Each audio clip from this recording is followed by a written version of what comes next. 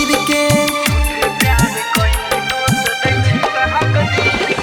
झूठे प्यार कोई दोष दै छी तहा कदीर के। झूठे प्यार कोई दोष दै छी तहा कदीर के।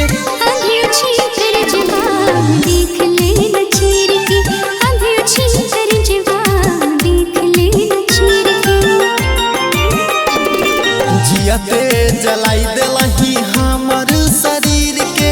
जियते जलाई देलही हमर शरीर के।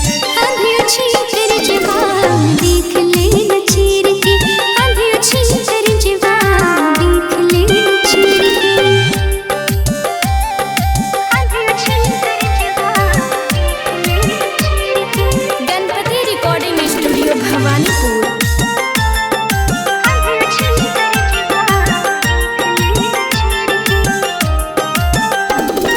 प्यार के मोहब्बत में बन के तू जन गे। गैली मोर मोहब्बत के आप मन गे। प्यार के मोहब्बत में बन के तू जन गे। गैली मोर मोहब्बत के आप मन गे। गलियो वफा तू देले है दगा।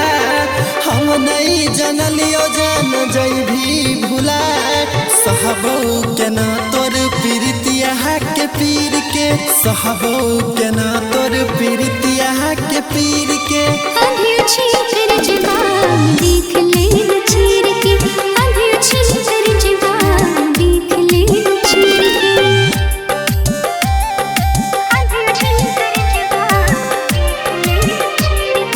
Ganpati recording studio Bhawanipur.